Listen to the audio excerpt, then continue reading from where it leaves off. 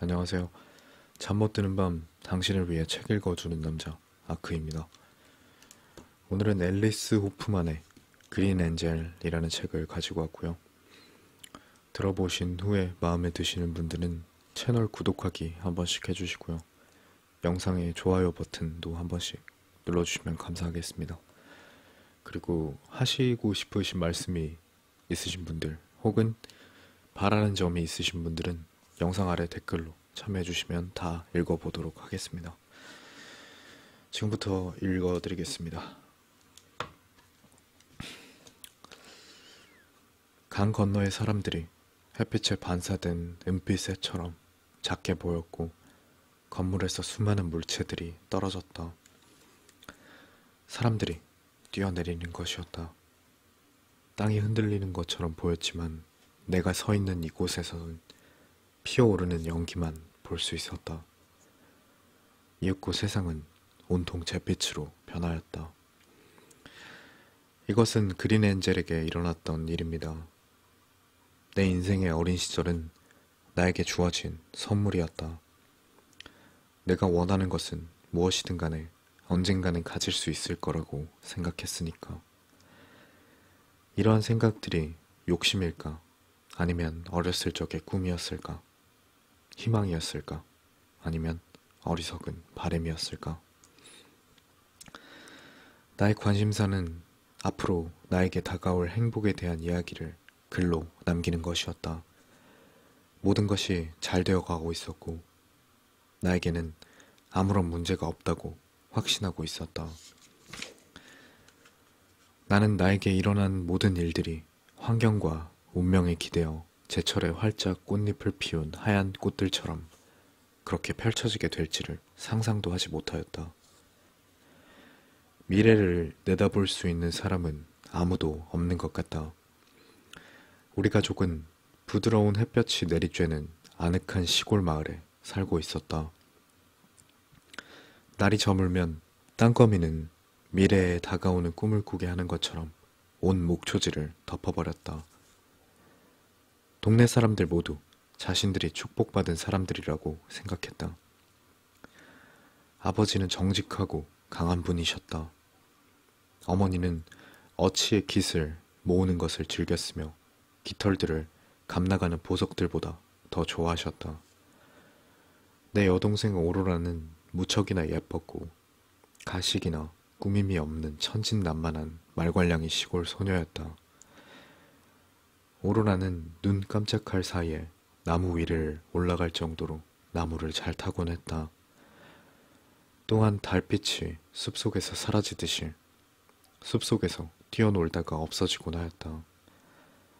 몇 시간 동안이나 지치지 않고 춤을 춘 적도 있었다.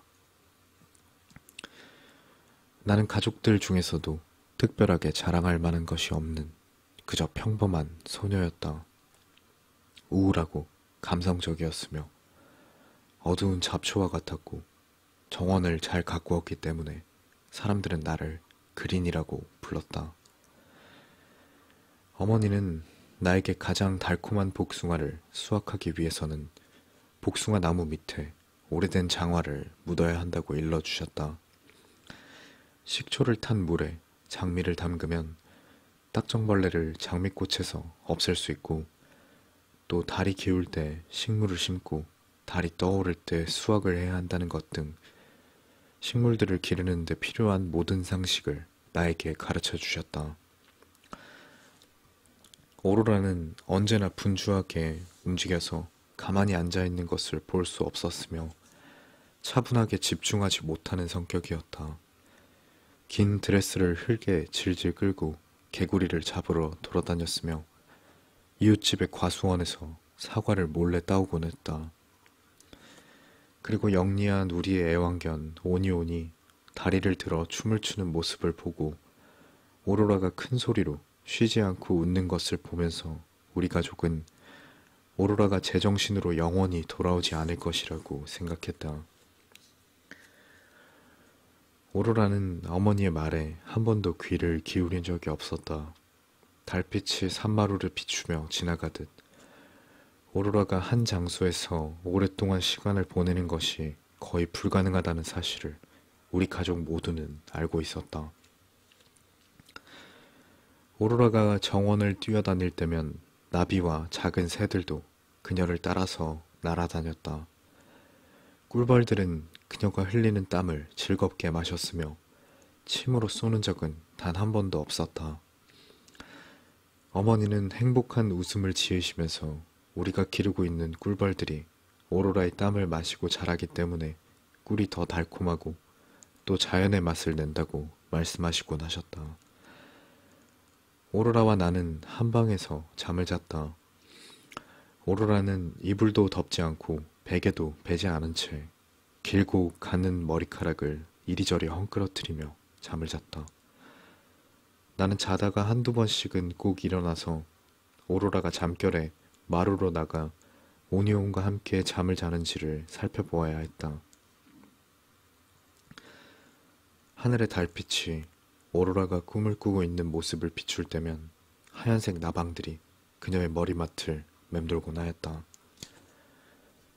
오로라는 달빛같이 아름다웠고 보는 사람들을 행복하게 만들었다. 나에게선 오로라와 같은 그러한 모습들을 찾을 수가 없었다. 아무것도 두려워하지 않는 오로라와는 달리 나는 찌르레기와 천둥치는 소리까지도 무서워하는 겁쟁이였다. 깃털 베개를 3개 이상 베지 않거나 2개의 누비 이불을 덮지 않으면 나는 잠을 제대로 잘 수조차도 없었다. 하지만 나는 정원에서 봉오리가 열리는 것을 지켜보며 시선을 고정한 채 몇 시간 동안이나 앉아있곤 하였다. 나는 길고 검은 머릿결과 끝날 줄 모르는 인내심을 가진 그린이었다. 마치 너무나 커버린 잡초와 같았다. 누구에게도 웃음을 먼저 보이지 못하는 그린이었으며 사람들보다 장미와 아스파라거스를 더 좋아하는 그린이었다. 나는 수줍음이 많았고 잔병을 많이 앓았으며 또래 여자아이들과 잘 지내지 못했고 학교에서는 남자아이들과 이야기하는 것을 매우 꺼렸다. 사실 나는 그렇게 좋은 친구는 아니었다. 친구들이 나를 피하는 것을 알고 있었으나 항상 머릿속에서 꿈을 상상하고 있었기 때문에 그런 것들은 나에게 상관이 없었다. 심지어 시내에 외출을 할 때도 나는 항상 다른 생각에 잠겨 있었다. 사람들이 나에게 인사를 건네는 것조차 알아차리지 못했다. 나는 다가올 미래에 대해서 꿈을 꾸고 있었다. 어머니가 오로라와 나에게 시내에서 물건을 사오라는 심부름을 시켰을 때도 나는 너무 부끄러워서 동생에게 혼자서 상점에 들어가서 물건을 사오라고 시켰다. 그럴 때면 오로라는 사람들이 언니를 절대로 잡아먹지 않을 거라고 하면서 나를 겁쟁이라고 놀렸다. 언제나 나는 상점에서 멀리 떨어져서 동생이 나오기만을 기다리고 있었다. 상점 주인들이 내 동생을 더 좋아하는 것에 대해서도 신경을 쓰지 않았다. 상점 주인들은 오로라에게 사탕이며 달콤한 아몬드를 주곤 했는데 동생은 나에게 정확히 반씩 나누어 주었다. 항상 오로라는 모든 것을 나와 나누기를 절대 잊지 않았다. 나는 달빛 아래의 호숫가에 비추는 오로라의 우아한 모습에 그 모습에 끌려 그녀를 끌어안았다. 오로라는 자기가 나보다 외모가 뛰어나다고 생각하지 않았던 것 같다. 숲을 달려서 집으로 돌아갈 때면 오로라는 언제나 나보다 빨리 달렸고 훨씬 더 우아한 모습이었다. 천성적으로 착한 내 동생을 사람들이 나보다 더 좋아하는 것에 역시나 개의치 않았다.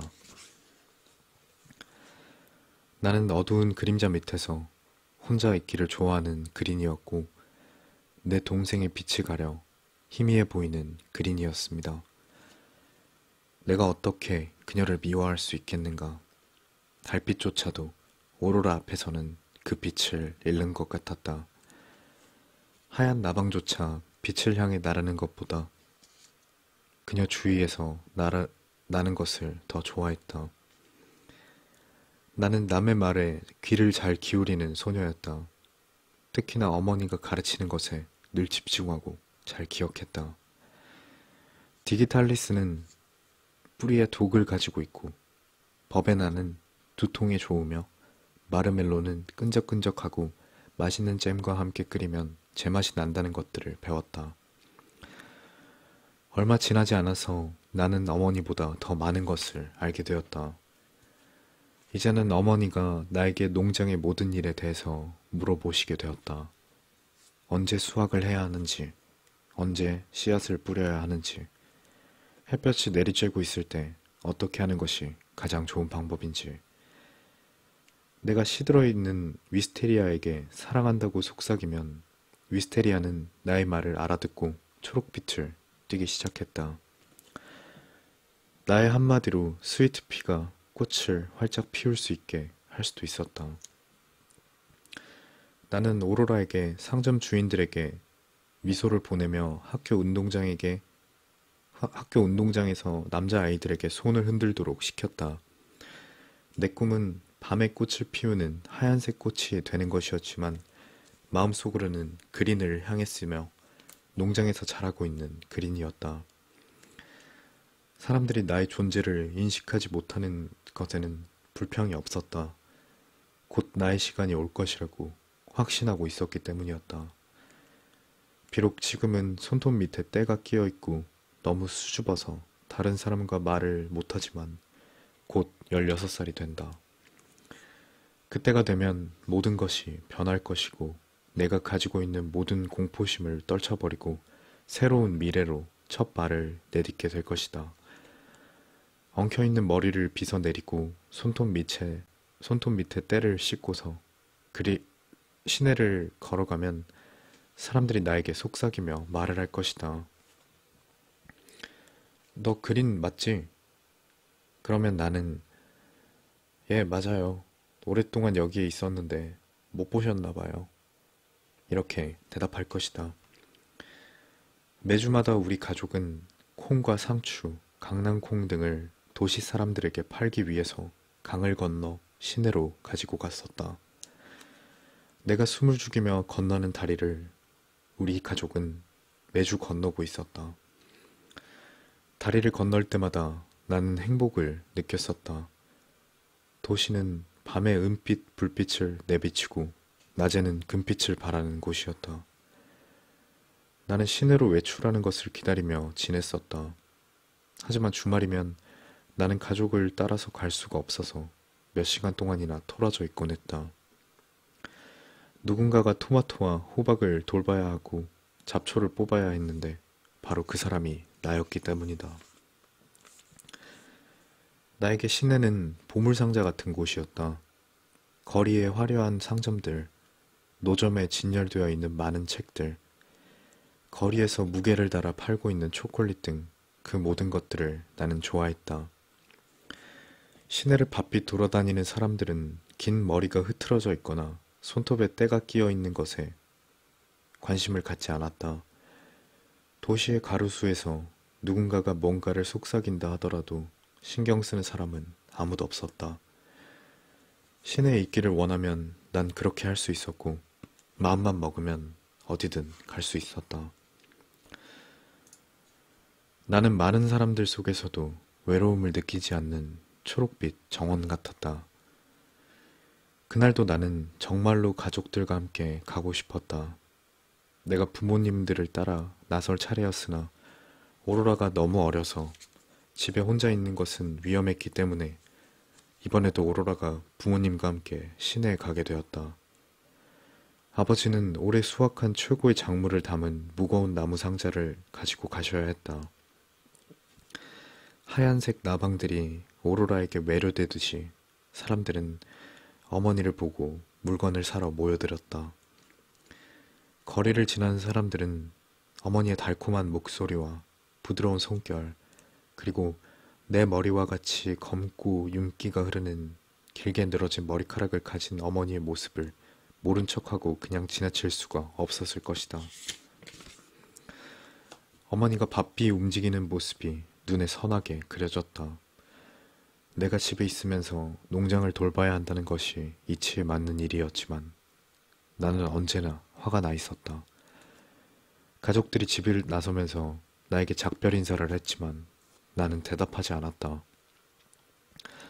아버지는 휘파람을 즐겁게 불었고 참새까지도 아버지의 휘파람 소리에 대답을 하였지만 나는 계속 못 들은 척 하였다.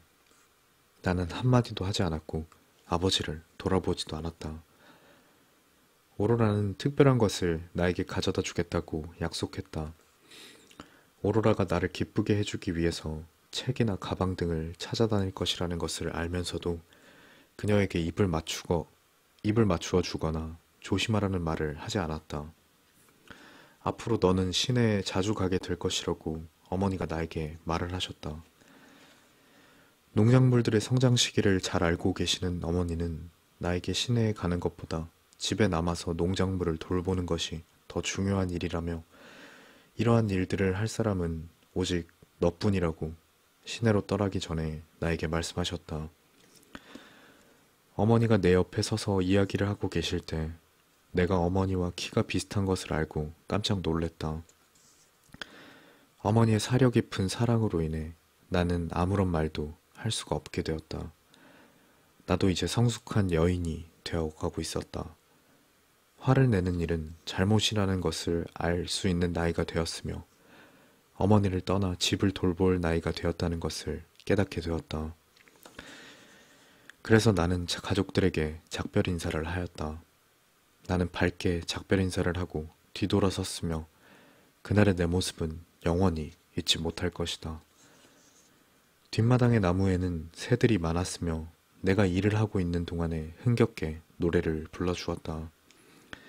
손이 저려올 때까지 몇 시간이나 나는 잡초를 뽑았다. 블루제이의 깃털 3개가 공중에서 하늘하늘 나에게 떨어졌다. 어머니에게 화가 풀렸다는 것을 알려주기 위해서 선물로 드리려고 깃털들을 주머니에 넣었다.